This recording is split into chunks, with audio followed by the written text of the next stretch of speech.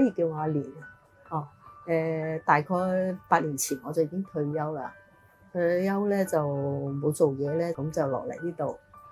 攞下菜啊，食下飯啊咁樣。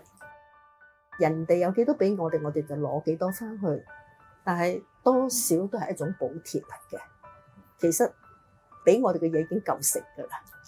可以維持到我哋最基本嘅1日3餐啦。即係我自己係好愛惜嗰啲嘢啊，我又覺得俾嘢我嘅人係尊重我哋，唔係當佢係廚餘俾我哋啊，係一份一份整好，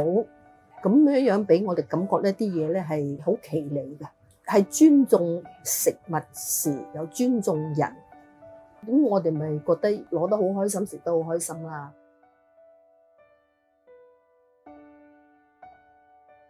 半年前咧就曾經佢哋都講過，佢哋唔再派菜或者派飯㗎啦，唔再延續㗎啦。唔係淨係擔心為呢件事真係喊過，到咗10月1號以後，咁佢就係揾到人幫到我哋，咁咧我哋就覺得好開心咯。對經濟上嘅津貼補助咧，如果用數字嚟講咧，係可以俾我長者津貼嘅收入達到我收入嘅50%以上嘅，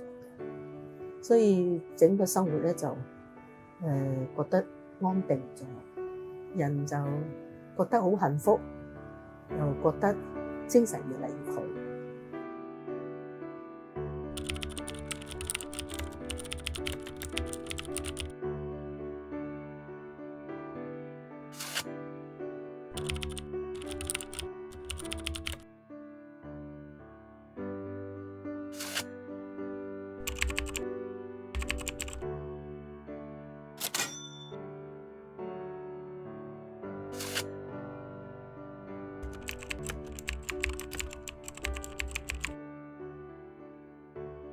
共享食物基金咧，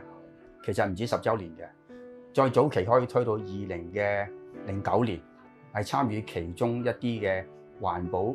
惜食收菜活動，啲資助全香港10幾個地區裏邊發展咗地區呢類咁樣嘅收集食物。其一個重要性就係能夠使到坊眾有機會得到呢啲咁嘅棄用食物。第二，能夠建立翻互助精神。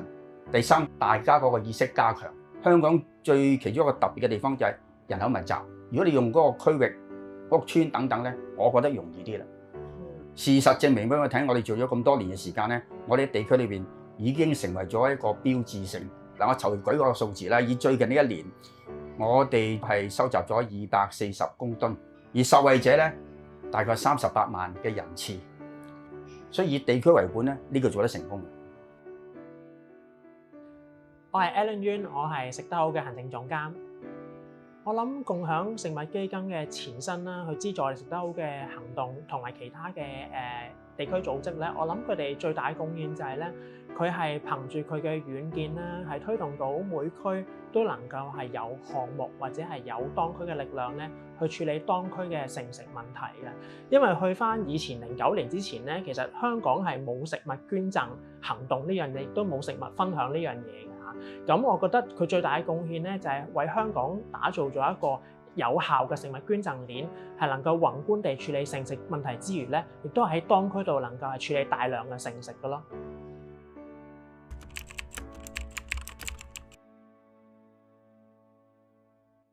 我哋嘅項目咧，而家咧就主要係2大範疇啦，一個咧就係食響沙田。就係做沙田區嘅街市回收嘅工作啦，主要有6個街市。咁而另一個項目咧就係食響社區，咁就由收街市咧轉變為以義工為主去收一啲嘅麵包、乾糧嘅食物。我哋最開頭嘅點解會有呢個義工隊嘅出現呢？就係因為我哋喺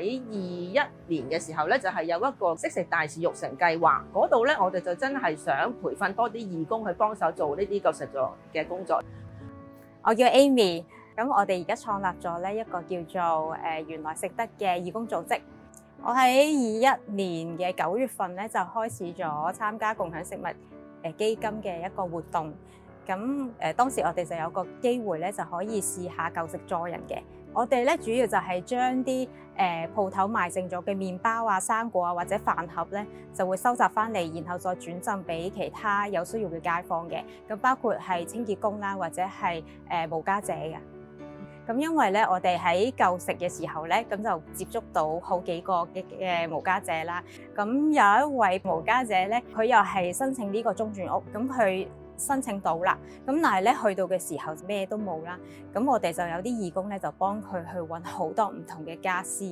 咁令到佢咧就減少咗呢個擔憂啦。